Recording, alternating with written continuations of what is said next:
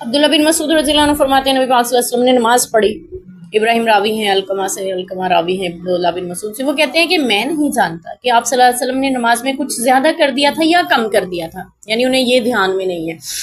پھر جب آپ سلام پھیر چکے تو آپ سے کہا گیا یا رسول اللہ نماز میں کوئی نئی بات ہوگی؟ آپ نے فرمایا کیا؟ لوگوں نے کہا کہ آپ نے اس قدر نماز پڑھی ہے.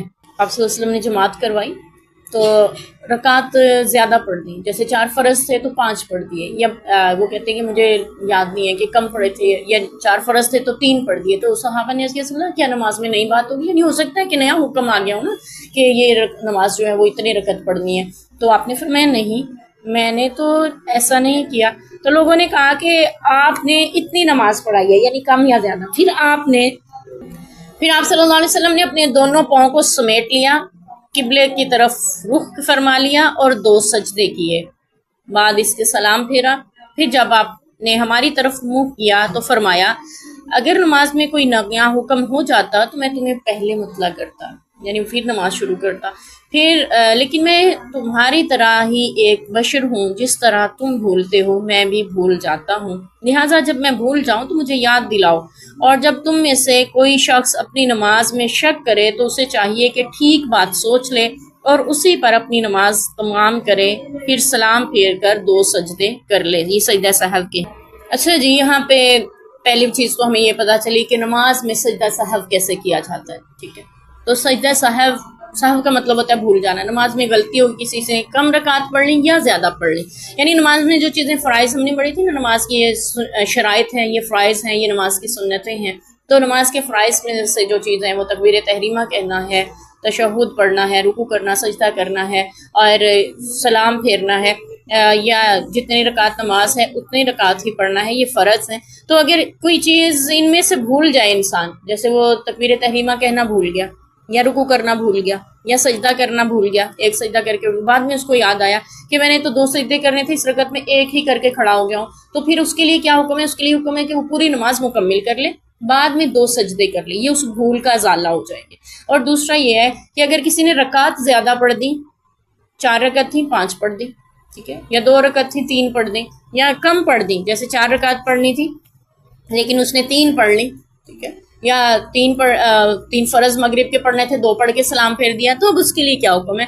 تو پھر اس کے لیے یہ ہے کہ وہ بھی 2 سجدہ سہو کر لے گا بعد میں نماز کے بعد. اور تیسرا یہ ہے کہ اگر کسی کو نماز میں شک ہو رہا ہے کہ پتہ نہیں میں نے اتنی رکعت پڑھی ہے، پتہ نہیں اتنی پڑھی ہے، بھول گیا، نماز میں ہی خیال آ رہا ہے، تو پھر اس کو جتنی لگ رہا ہے نا کہ پکا پڑھ لی ہے، یقین ہے جس بات پہ، ٹھیک ہے، جیسے فرض کیا کہ 3 تو پکی میں نے پڑھی ہے، یہ تو مجھے پتا ہے، چوتھی نہیں یاد آ رہا، پتہ نہیں چوتھی پڑھی ہے کہ نہیں، ٹھیک ہے، تو پھر اس کو لگ رہا ہے کہ نہیں پڑھی تو پھر چوتھی کو پڑھ لے، جبکہ وہ 4 پڑھ چکا ہوگا، اس کو یہ لگ رہا.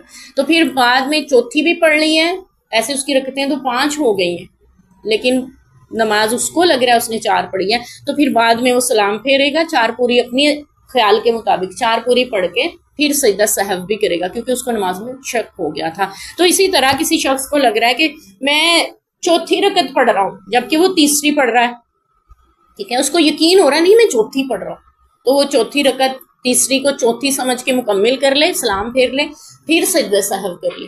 یہ بھی ہے. تو سجدہ سہو کے دوسرا طریقہ بھی ہے کہ سلام پھیرنے سے پہلے 2 سجدے کر لیے جائیں یا سلام پھیرنے کے بعد 2 سجدے کر لیے جائیں، دونوں طرح سے کیا جا سکتا ہے. تو یہ ہمیں پتہ چلا کہ نماز میں کمی یا زیادتی ہو جائے یا فرائض میں سے کچھ چھوٹ جائے تو سجدہ سہو سے اس کا ازالہ ہو جاتا ہے. اور دوسری یہاں پہ ایک ہمارے عقیدے سے متعلق بات ہو رہی ہے، وہ یہ کہ آپ صلی اللہ علیہ وسلم نے فرمایا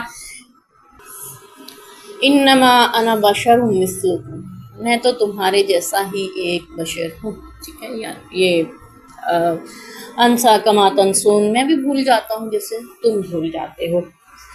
ہمارے ہاں ایک طبقہ جو ہے وہ اس کو اور معنی میں لیتا ہے. پہلے ہم اس کی تھوڑی وضاحت کر لیں کہ میں بھی تمہارے جیسا ایک بشر ہوں. قرآن پاک میں اللہ تعالیٰ نے فرمایا قل انما انا بشر مثلکم یوحی الی، نبی فرما دیجئے میں تمہارے جیسا ہی بشر ہوں، فرق یہ ہے میری طرف وحی کی جاتی، یعنی انسان ہونے میں بحیثیت انسان جو فطری تقاضے انسان کے ہیں ویسے تم جیسا ہوں، لیکن مرتبے کے اعتبار سے، شان کے اعتبار سے، منزلت کے اعتبار سے اللہ کا پیغمبر اور رسول ہوں، کیونکہ آپ پہ وحی اترتی ہے اور خاتم النبیین ہوں، آپ کے بعد کوئی نبی نہیں آئے گا قیامت تک.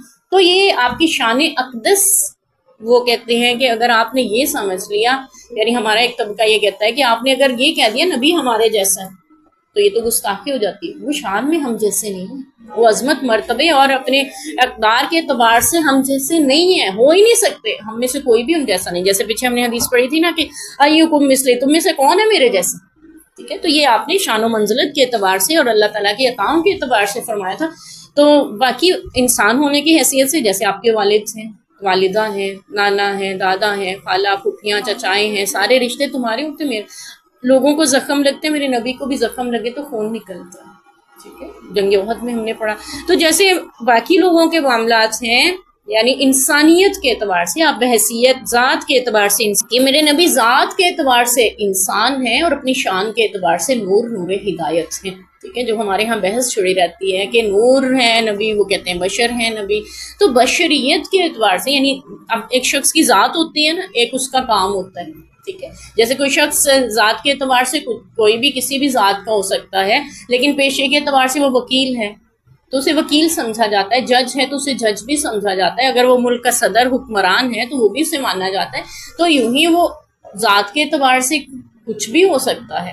تو انسان بھی یعنی ہمارے پیغمبر خدا صلی اللہ علیہ وسلم بھی ذات کے اعتبار سے بشر ہیں، لیکن شان کے اعتبار سے خاتم النبیین ہیں، ٹھیک ہے؟ سارے افضل البشر ہیں، سارے انسانوں میں سب سے افضل ہیں، اور آپ صلی اللہ علیہ وسلم جو ہیں شان کے اعتبار سے نور بھی ہیں، جس طرح کے قرآن پاک میں بھی آتا ہے۔ اور وہ نور کیسا ہے؟ نور ہدایت جس کو کہا جاتا ہے، کیونکہ قرآن بھی تو نور ہے نا، ہم نور کا مطلب روشنی لیتے ہیں، ٹھیک ہے؟ جبکہ نور یعنی قرآن، اگر اندھیرا ہونا قرآن کھول کے دیکھیں روشنی نہیں ہوتی ہے، اور روشنی جو ہمارے ہاں ظاہری یعنی سورج سے آ رہی وہ نور ہے، چاند یہ نور ہے، اس کو ہم نور سمجھتے ہیں، جبکہ یعنی ہم اس کو روشنی کو نور سمجھتے ہیں، جبکہ قرآن کے حروف کالے ہوتے ہیں، تو کالا تو نور نہیں ہوتا نا، تو پھر یہ کون سا نور ہے؟ قرآن نور ہدایت سے نا، ٹھیک ہے؟ لائٹ بند ہو جائے تو آپ قرآن نہیں پڑھ سکتے اندھیرے میں بیٹھ کے۔ تو اسی طرح نبی پاک صلی اللہ علیہ وسلم بھی جو نور ہیں تو نور ہدایت ہیں ساری کائنات کے لیے۔ تو یہاں پہ آپ نے فرمایا میں بھی اگر بھول جاؤں تو مجھے یاد دلا دو، یہ بھی ہمارے ہاں گستاخی تصور کی جاتی ہے، اور کہا جاتا ہے کیا نبی بھول سکتے ہیں؟ ممکن ہے کہ نبی پاک بھولیں؟ ٹھیک ہے؟ تو یہ جو تھا پھر یہ سب کیا تھا؟ یہ امت کو سکھانے کے لیے تھا کہ سجدہ سہو کیسے کیا جاتا ہے، لیکن نبی پاک خود اپنے بارے میں بتا رہے ہیں کہ میں بحیثیت ذات انسان ہی ہوں، بشر ہی ہوں۔ اور آپ نے یہ بھی فرمایا نا، میں ابراہیم کی دعا، ابراہیم علیہ السلام نے کیا دعا مانگی تھی؟ ربنا وابعث فیہم رسولا، اللہ انہی میں سے رسول بھیجنا، ہم انسان ہیں نا، انسانوں میں سے بھیجنا، جنوں میں سے، فرشتوں میں سے، نوریوں میں سے، ناریوں میں سے نہیں، بشر میں سے، انسان میں سے۔ تو آپ نے فرمایا تھا ابراہیم کی دعا ہوں، اپنی ماں کا خواب ہوں، عیسیٰ کی بشارت ہوں۔ تو نبی صلی اللہ علیہ وسلم ذات کے اعتبار سے بشر ہیں، اور یعنی جیسے بھول ہو گئی تو ایسے ہو گئی میرے نبی سے بھی نماز میں، تو آپ نے فرمایا مجھے یاد بھی دلا سکتے، اس میں کوئی حرج نہیں ہے۔ تو اللہ تعالیٰ ہمیں اپنے نبی کی شان و عظمت کو بھی سمجھنے کی توفیق دے، اور اللہ تعالیٰ ہمیں شان و عظمت میں غلو سے بھی بچائے۔